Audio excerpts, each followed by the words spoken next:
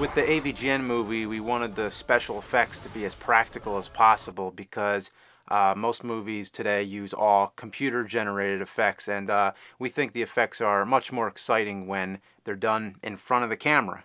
I think it's always great to have something there for your actors to interact with directly. They take up the same space as your actors, they fall in the same light and shadow and everything else, and I think that many times they're a lot more believable. Digital effects have their place, but the movie industry overuses them, and I'm numb to all that. I think that animatronics and makeup and creature suits was a progression that kept getting better as time went on, but it was phased out prematurely. I think just because a new technology comes along, that doesn't mean to just phase out the old technology altogether. Even if the effects don't look that convincing, I think that adds to the charm. When the audiences can tell how the effect was done, that invites them into the filmmaking process. For the AVGN movie, we met a talented effects team composed of Josh Russell, his wife Sierra, Frank Balzer, and David Woodruff. My dad is Tom Woodruff Jr. of Amalgamated Dynamics, and he's been doing it for years, starting back around Monster Squad, I think was the Gill Man, through to the Pumpkinhead and onto the alien creature, the alien warrior in the Alien films.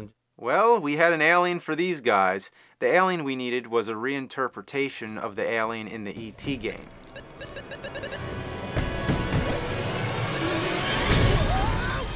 The thing about all those old Atari games was that the graphics were so primitive back then, you really had to use your imagination more. Like in Raiders of the Lost Ark, you have this little stick figure guy walking around, and in your mind, that's Harrison Ford. And for E.T., you have this frog-like thing with these stubby legs walking around, and when the neck stretched, that never really looked like his neck to me. Came out of James's head. James had this whole idea after playing this game about having this alien's mouth stretch out open, as opposed to what everybody, I guess, would assume was E.T.'s head raising off of his body. And he had done a drawing of this alien of what he wanted. It looked like a big green hamburger with arms. Our twist in the story was that the E.T. game wasn't really based on E.T. It was based on the real-life alien in Area 51. And we had to have 3 versions of the thing built for the movie. There had to be the one that could talk and deliver all of his dialogue, and blink and eye movements. So that one was animatronic, and then we had to have a foam stunt version of it to throw around. That we could throw off of things and bounce around and not worry about it getting destroyed or wrecking anything else or hurting anybody. And the really funny thing about this puppet and it just being rubber and foam is that when it bounced around, the mouth would just bobble open. That was a puppet that I wore on a little makeshift harness, and I had the feet connected to my feet, so I was attached to this alien. We're connected. So every move that he made was supposed to be mirrored through the puppet. And there was really no way to shoot through me, you know, that was where digital had to come in. At last, we had the version where his mouth stretches open. The idea was that when the alien's mouth stretches, that somehow gives him the power to float in the air, just like in the game. The batteries for the animatronic puppet just kept dying this day for some reason, you know. You can see it kind of like be vibrant, like wow, wow, wow, wow, like talking, wow, wow, wow. And then like you kind of start to see him droop a little bit, and then his like mouth just like goes like super slow. God knows how long of a take we'd be able to get. We had 2 batteries, and we had to like put one in the charger and use it for 5 minutes, and then switch them out. I mean, we were just constantly running back and forth, like for each take almost at some points, I think. And then I had a little radio control operating the mouth function and the eyes moving and blinking. I was syncing up the mouth movements to the way that I was delivering it, which meant that the voiceover artist was going to be stuck with that time frame. I was worried that when it came time to record the alien's final voice, it would be a nightmare, but we got a seasoned veteran at voicing animatronics, and that was Robbie Rist, known for the voice of Michelangelo in the live-action Ninja Turtle movies. Far out, unimaginable, fucked up enigma of nature, way, way, way outside the boundaries of existence. My earliest inspiration for getting into practical effects was the original Ninja Turtles movie. But hearing when we started the Nerd movie that Robbie Rist was going to voice the puppet that we were making was almost like mission accomplished, man. Like, The team also handled Death Mwothsis, a character that Mike Matei and I came up with in college. Ha! Death Mwothsis. See, nerd, I told you. You remember in the Super Mario Bros. 3 episode, if you had, any of the fans ever saw that, how just Super Mecha Death Christ came out of nowhere? All those characters came from The Wizard of Oz 3, Dorothy Goes to Hell. Our whole conversation was always, if we ever did Wizard of Oz 4, who would be the villain? And I said, who would be worse than Satan, James? And James would say, I don't know, Death Mwothsis. And I'm like, what? Death what? And he says, Death Mwothsis. And I'm like, Death what? God, I still don't know how to pronounce this name. Death. Say it. Moth sticks? Moths. Death Mothra? No. Mwothsis. So it's Mwa and then a Death Mwothith. Mwothsis, you gotta get the mwa, like evil. Mwothsis. If you say it correctly, lightning will strike. I don't think we even really knew what we were building as far as that character was concerned. He was such a confusing character. We had a whole mythology of the character, how he's the creator of all life in the universe, and just happens to be a total goofball. I don't know, it was almost like we were trying to create like a new religion or like something. Not really, it was a big joke. So I did this drawing of a moth-looking character, like a robotic moth, and I put Dr. Octopus tentacles all over it. Then from there, we just kind of went to hardware stores and grabbed stuff that looked cool. And basically build the thing out of found parts. Dryer ducting and car floor mats and sports padding and little random LED lights. It was just extraordinary. I mean, really all you need to see, to know what the effect that Death Mwothsis had was to sit in an audience full of the fans. When that missile flew into Mount Fuji and exploded and Death Mwothsis comes out, the audience roared with delight.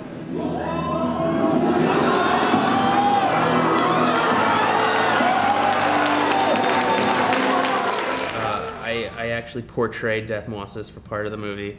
But then one of my first scenes in this thing was in the middle of the desert. I mean, we'd done test fits before in a level, air-conditioned studio space, but now I'm gonna wear this thing in a desert with just rocky ground, just horrifying conditions. And there's like model airplanes that were on strings and helicopters that were going to be controlled and flying through. And you can't see in this thing. The vision was terrible. All the like helicopters and planes are over here. Stiff. His back barely is move. to the camera. And we're puppeteering these goddamn tentacles. Fucking tentacles. Trying to smack. Like, don't go in front of the tentacle, so we could make sure we erase you out in CG. So.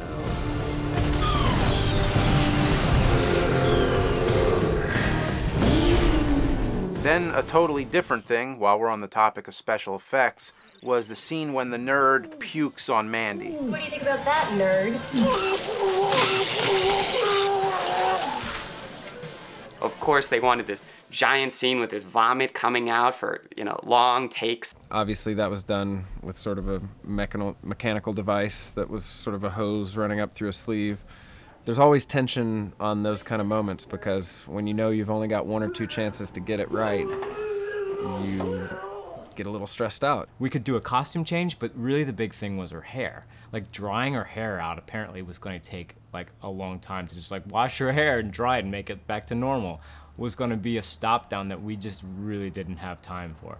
I felt bad about puking on Sarah, especially because I'm the one who controlled the aim of the hose. So the idea was to go across the laptop and then onto her face. I don't know, I was excited about doing that. I mean, everybody was like, oh, you're such a good sport. And I was like, I think this is fun. So, yeah, I mean, how many times do you get puked on by like a giant bucket full of green slime? Like, not often.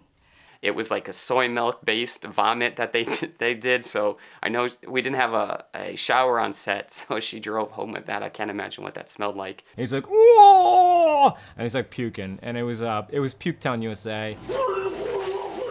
and you know.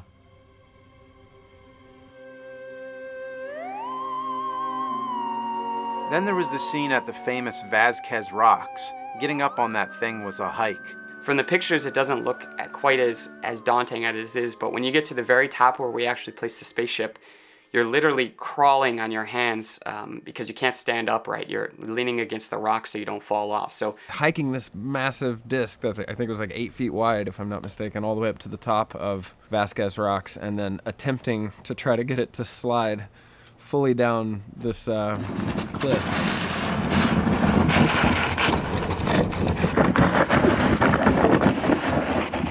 I'm trying to get up there with an alien costume that has a cloth hanging past my shoes. I could have tripped and killed myself, so we had a safe solution. There's a shorter, safer peak close by that looks almost like the same rock. All we had to do was digitally remove the tree, and no one could tell the difference. So Jeremy and I did all our dialogue on the safe rock, and then we slid the UFO down the big one and threw off the Cooper dummy. Then we put it all together and made one image. It was a pretty good trick, if I do say so myself. I'm a sucker for stupid physical comedy.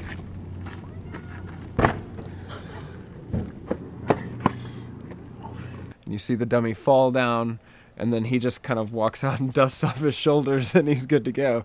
Everyone got behind the monitor, and we were just like, we're doing it over and over again. And maybe we took like one too many takes just because it was so fun to just throw this dummy off and like extending in the wrong direction all the way down. It's just like, nothing's better than just like kind of watching a dummy just like bend and break as it's like being thrown off a cliff. One of my favorite items on the special effects list was the tank chair. We ended up finding this engineer type of guy named Carl who was going to build it out of wood. So I ended up motivating the tank chair like a Fred Flintstone car. I was literally walking it along and steering it with my feet underneath. We tested it before, and while it was awesome, it never worked well. To get the treads to move, we had to coil ropes around it and then pull. So you're always fighting against the pull of the rope. And then you had to get the speed right, because sometimes you practice it and the speed is going at a certain pace and it looks like the tank tracks are moving at like 100 miles an hour and he's barely moving. We tried our best to hide the ropes, but it was impossible. Fix it in post, not recommended. So a lot of times we were able to cheat it, put him on a dolly or something and push him or have somebody to push. But this was a time where he like goes up to the screens and he's supposed to turn around and come back, and it was so difficult to pull that off. It's like working with the Muppets. You can talk to Kermit Frog all you want, but you're gonna have to ignore the puppeteer underneath him. And for me, I could work with Steven a lot, and as much as he could deliver a line seriously, and McButter should be very stern, when he turns his little joystick and his chair moved off to the side and he just whipped away, there were moments where I was definitely having to really, I think I lost it. I think there was a couple of times where the chair outstaged everybody and I was done for. And then as we started to blow off my limbs, there was no way for me to hide my arm. And when we're shooting from behind, I had to get my arms in front of me like this so that I wouldn't appear as though I had my arms down by my side. And then when we were shooting from the front, I was trying to get my arms behind me. Our producer, Sean, just starts like getting a pickaxe and start digging a hole, trying to get this hole ready for this air cannon. It's literally like a giant air cannon that's supposed to create like a grenade explosion effect with air. I remember vividly they had created something which was going to shoot geysers of blood out the right arm. Oh, Jesus Christ! That son of a bitch, that smarts! Oh my God, where's my fucking arm? As the arm is lying somewhere in pieces and blood is spurting out. Not that one without me, you ass dyke dick weed! But I also had a lot of fun in the green screen stage because we had sort of 3 sets going at the same time. We had 3 days to complete 3 sets, build them on a stage that we were currently shooting, and build them during shoot days. There were times when the crew had to split up into 2 units, so Kevin would be directing on one side of the warehouse and I'd be directing on the other. But I was also acting, so sometimes I'd have to run back and forth between the 2 sets. And as stressful as that was, and as scared as I was, because there's a camera rolling over here and there's another camera over here, and I'm on this camera. You know, I was a little stressed about that, but there was something exciting about it.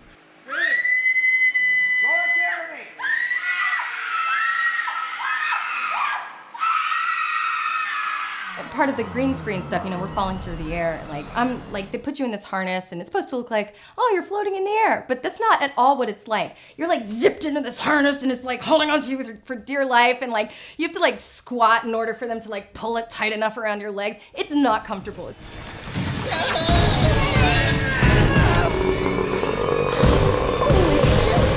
When I'm hanging outside of the van on the door, I remember that specifically because I was actually harnessed in, connected directly to the van, but for the scene, I had to like hold myself up, you know, to give it the effect that I'm actually like trying to hold on to the van. I have no idea even what the scene's gonna look like or how it's gonna work, but it's a really good challenge, and I think it makes you a better actor. Then we needed a large magnet for Death Watsis' arm. Kneeling on the dolly, and like they're like, okay, I think what we're gonna do is like the magnet's gonna come this way, and then someone's gonna push the magnet, and then someone's gonna push you on this dolly, and then you just act like it's coming, like you're being drawn to it. So I'm like explaining all this to Sarah, and she's like, I think this is gonna look stupid. And I'm like, it is gonna look stupid, but in the best possible way. I'm like kind of looking at Kevin, and he's like, yeah, just trust me. And I'm like, okay. So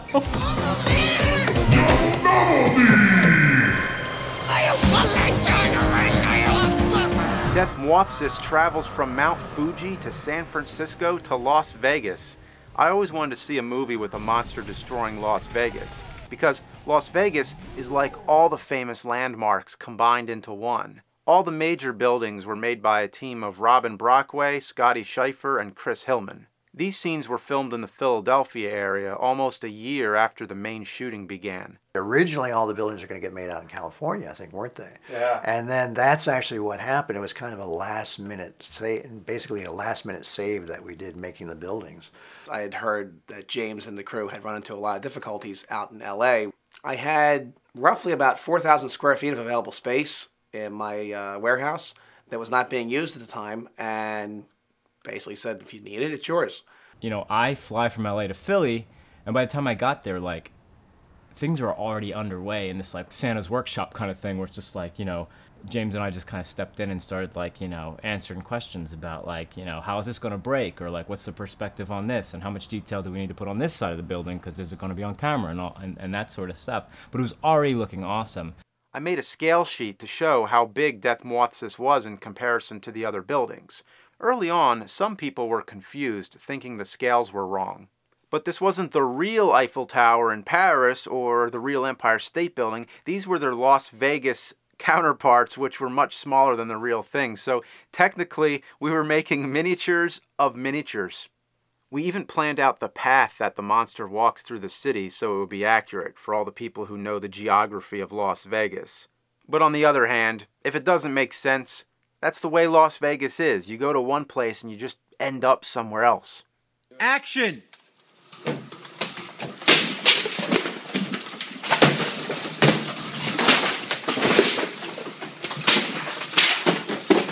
It took a long time before we were ready to shoot these scenes, and there was a major deadline coming up because my wife was 8 months pregnant at the time, so I was about to become a dad. So this whole Death Watsis building destruction scenes were going to be the last crazy thing I would do before becoming a father. And it's scary when you're doing a film because it's going to get shot because everybody's going to fly out from California and spend money on hotels and do the whole bit. So you got to get the stuff finished whether you like it or not. And that's the scary thing. And that's why I call it brick wall deadline, where there's no softness to it. You can't wait. It's just a deadline that comes up and... The anxiety was up until the break, you know. The break was like the release. That was when I was like, you're free. It's over now. It worked. Again! Yeah, get those walls out. Boom! Another one. Boom! Yeah! Now exit. It's so much fun, like the anticipation and kind of this like slowly getting like one building at a time ready just for like, boom, one climactic moment. Solid gold. He hates humans.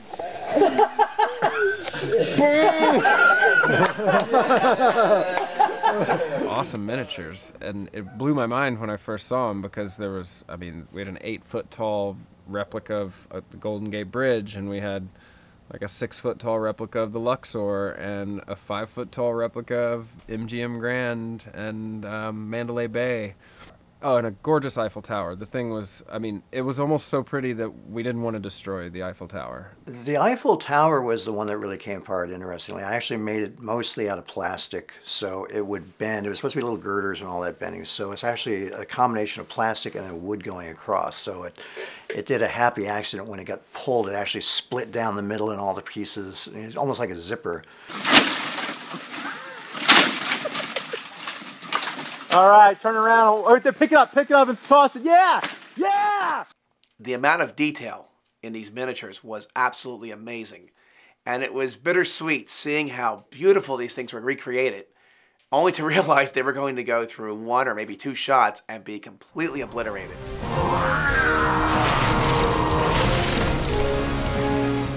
The Golden Gate Bridge was very easy to find specs. So, I mean, once you can find the actual, it's pretty simple to build it. Once you just got to combine, okay, well, how does it break? Okay, so this is going to be thin enough to break once or replaceable. But what made it difficult was we were matching a previously shot exterior of the bridge.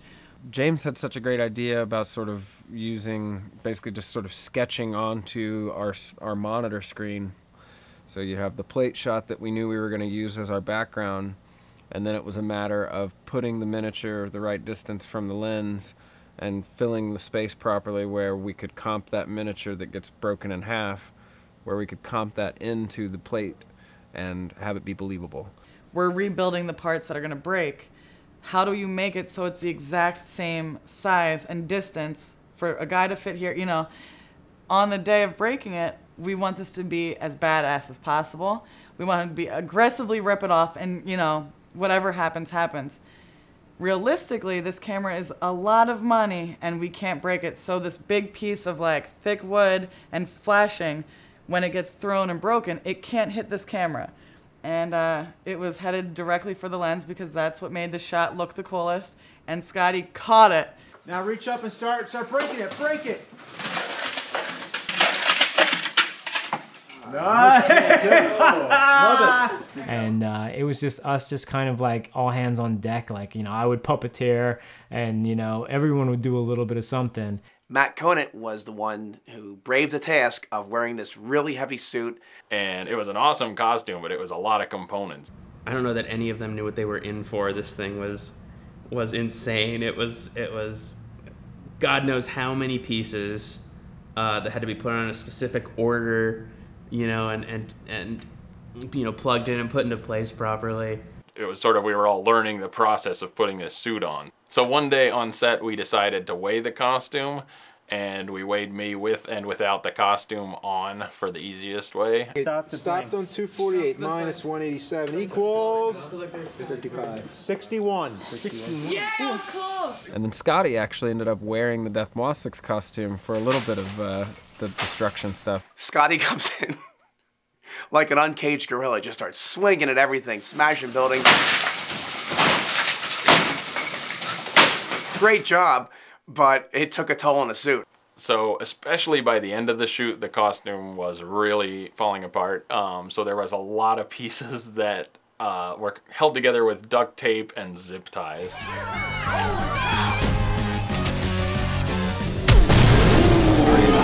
For the Manta Ray Bay, the monster basically needed to walk up behind it and punch through the side of the building. As usual, nothing ever goes as planned. Action!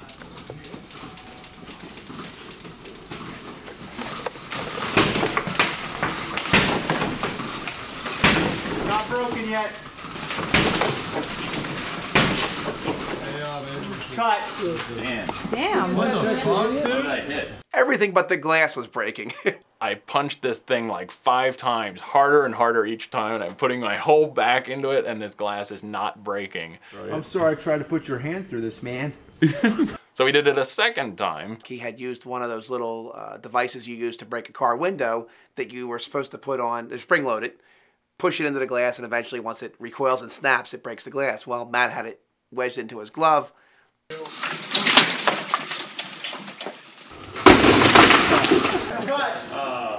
Oh, man. We came up with the idea to have Robin sit behind, hiding behind the thing, and I would shout 1, 2, 3 as I was punching, and she would shatter the glass slowly, like instant before my fist came through. 1, 2. That, fortunately, worked out. Action. 1, 2. The MGM Grand model was kind of a tense moment because I think we were down to our last pane of glass. When it was time to do some of the scenes, we only had one take. If the punch isn't perfect, if the timing isn't perfect, if any one of 100 factors doesn't work out, this whole scene is pretty much for nothing, and all of this time that's gone into building these models, and I don't know, they would have to cut the whole sequence, I guess. Okay, action. 1, 2, 3.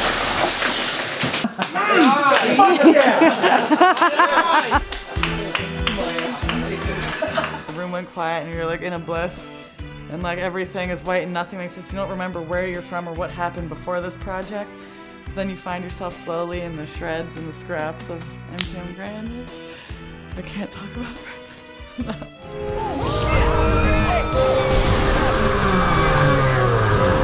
So another cool thing that came out of the miniatures I think was really impressive was John Giancola. How can I help? I'll dig a hole for you. I don't care. I just want to be part of this production. He turned out to be one of, if not like the most vital asset to art department because he's extremely talented. I always had a problem when I do things like this where I kind of want to keep taking them a step further than they need to go. So I remember originally the OMG Grand was going to be the sign just breaks apart. And I filmed a video of me demonstrating it at like 3 o'clock in the morning and I sent to James. And the text I got back was just, wow, I really didn't expect there to be pyrotechnics in that thing. Which is why there's a fire extinguisher that David Lucidi will be wielding. Yeah!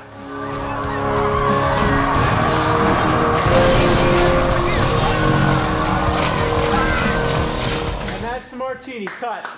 Nice. Aside from the Death Mothsa scenes, there were many other little effect shots that were done in my own basement, like the camo cam and the shot of the prairie dog for the scene where Cooper warns the nerd of the dangers of Area 51. Even a bird flying through its airspace would get shot down by ballistic missiles. Burrowing prairie dogs would get smoked out by nerve gas. What? Oh, shit! My inspiration was the gopher in Caddyshack. I wanted it to make you laugh out loud. I used one of those gardening things, wrapped it up with tape, clipped off a side view for the camera, put some sticks in there, some foam, painted it brown, and I was set to go. No, my hands are tiny. Okay. One of the most troublesome shots was when the alien rescues the nerd and pulls him through the ceiling vent. Away we go! The first thought was to build a fake breakaway vent and then jump through it, and then we would just reorient the image so that it would look like I'm going up through the ceiling. Well, I couldn't do a stunt like that because my hands are supposed to be duct taped together in the scene, and there's an alien on top of me. My hand, I'm holding a joystick that's attached to an Atari 2600 console, and all of that is supposed to follow me through the vent, so that it explains why it's there in the next scene. The next thought was to use a dummy, which is what I did, but this whole alien, nerd, Atari sausage link couldn't be thrown horizontally, so the only solution was to hang it from the ceiling and drop it down through the vent, and then we'd flip the image upside down, of course. So I hanged it first, and then when I knew exactly where it would drop, I began constructing the fake ceiling and vent. My biggest concern was that there wasn't enough clearance for everything to drop through. There was nothing I could do about it. The warehouse ceiling wasn't high enough for something as ridiculous as this. Anyway, all that was left to do was hit record and cut the rope. It was what I expected. The legs didn't go in, so I had to cut to a close-up. This time I used my real self. I stood on my hands and had to do this awkward roll to get my legs to go in. Then I had to drag the Atari console in. I was disappointed that the vent never shattered, so I threw some pieces in the air, hoping we could combine everything in post. Digital effects always having to come to the rescue, unfortunately. To film this one shot, it took 15 hours for something that only appears on screen for a few seconds. The East Coast effects team worked together on creating the desert terrain and the landfill crater. Also with the help of Cassie Bressler and Kevin Boylan. They were cut out of insulation foam and decorated with sand and trees. They looked amazing. John made the rest of the miniatures, putting together model kits and modifying them, starting with the Nerd Van. Really, all I had to do for that, James sent me some reference photos, and I just kind of added these little stickers here and there that were on the movie and tried to add some scratches that were in the movie.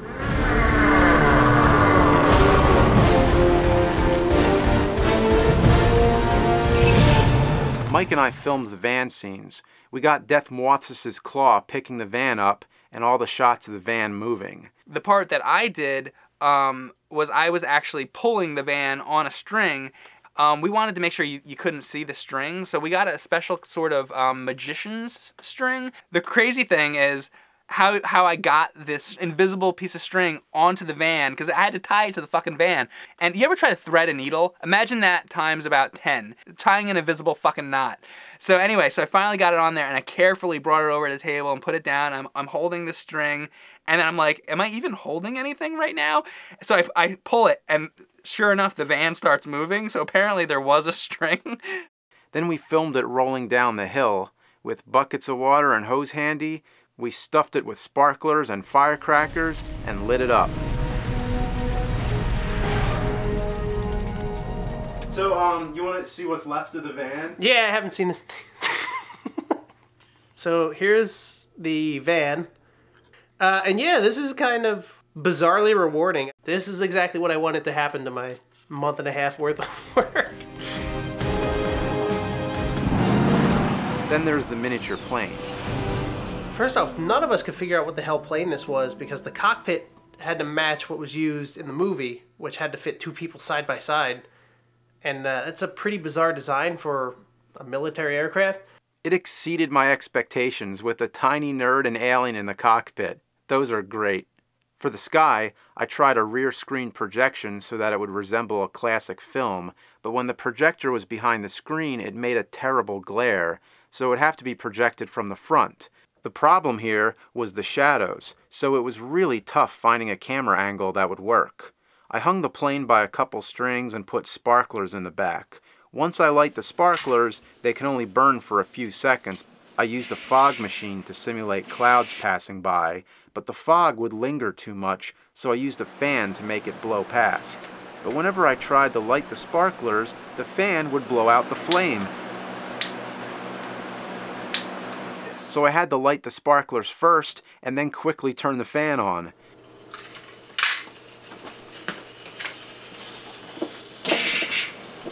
The missiles shooting out was meant to be a practical effect. I'd light the sparkler on the back and then pull it on a string, but the sparkler kept melting the string, so it had to be done all in post. They're on us! Hurry! Whoa! Did you see that? After that, Mike and I filmed the plane crash scene. Again, we just stuffed it with all kinds of firecrackers.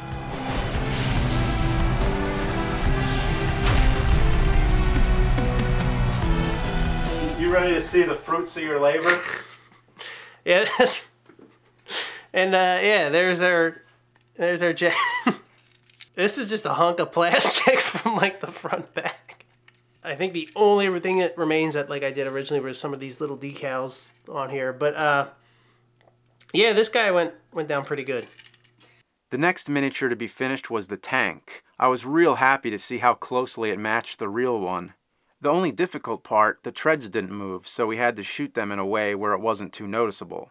We used a light pen to simulate the light from the cannon blasts. The cannon blast would be all digital. This time we used a normal fishing line, again something that would have to be removed in post.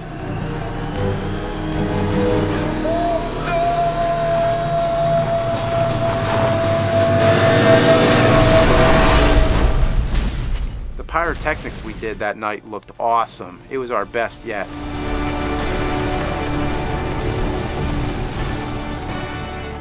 Yeah, so here's what's left of our tank. It looks like the treads didn't make it too well, but... Nah. Then there was the alien spaceship. And the window I actually made to look like E.T.'s window in the movie, because the original miniature, when we built it, we didn't have the set built yet to know what his window was going to look like. So hopefully this one, continuity-wise, plays a little better. I painted it, I had it mounted, all together painted, and then, sure enough, I was kind of clumsy, it was late, and I was in a hurry, and I had everything on this piece of cardboard, and I just nicked the end of the cardboard, the whole thing goes over, and this blew into about 50 pieces somehow. So I had to re-piece it back together. My challenge was trying to figure out how to suspend it in the air. Strings wouldn't work because of its shape, so I ended up melting a tiny hole in it and sticking a tiny rod in. This worked out well, and I was able to rotate it with canned air. These were really simple too. Just kind of painted them gray and red and aged them down with a little bit of a gray wash. The missiles looked great, but I had to find a way to make them rise from the sand. I tried strings, I tried tape, but they would keep falling off. I eventually decided to put the missiles upside down and glue them by their base. Still, the sand pressure from around it prevented the missiles from rising up, so I used a small box as a pit for the missiles to rise from. I had a little pole which I hid on the opposite side from the camera to push the door open. It took many takes to get it right, but it worked. Then I took care of the main missile, the one that launches from Area 51 and awakens Death Muathsis. It took over 12 hours to get all these shots. For the shot of the missile rising from the floor, I attached the missile to a tripod and cranked it up. But the tripod was very tall, so the fake floor had to be even higher. So I had to use anything I could find to raise it. This meant the lights had to go even higher. This was a low basement ceiling. So one of the lights got too close to a fire alarm. During the shot when the missile goes through the ceiling, the heat from the light set off the fire alarm and automatically called the fire department to my house at 3 in the morning. This was the second to last shot of the whole production.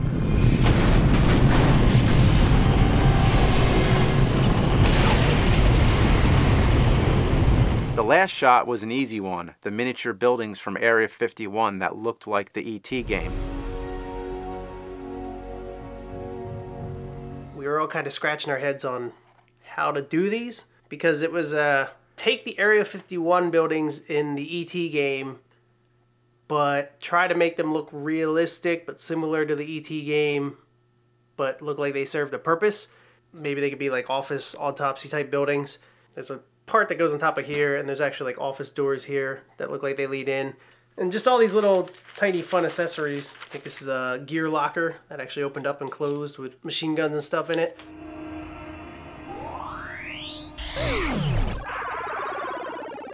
When you're working with practical effects, you're dealing with all kinds of physical problems and logistics. Because of all these effects, this movie took about 1.5 years to shoot. That's the price of practical effects, but looked pretty awesome. It was like the first thing that popped in my head was like, this kind of feels like it was written like pure boyhood imagination. Every good part of every movie ever made into this one film. So everything I ever wanted to see done in a movie, I got to experience on this. Kevin and James knew what they wanted. They had it in their minds. I had no idea how it was going to all come together, and it really did. I was really impressed with how it all came together. It was what we thought and wanted it to be when we shot it. I was so proud of the work we did on this project. And being able to see it with all the fans for the first time, it's a great feeling. That's the best feeling as an actor. But how do you explain AVGN? How do you explain it? Like, from just the storyboards to the end, it was always entertaining. So just that mashed in with like your heart and your soul and your defeats and all of your feats, finally seeing it on the big screen and seeing hundreds of people really excited to see all of the work, you know, it was fucking awesome. The movie itself represents what you can do in the world. Just do it.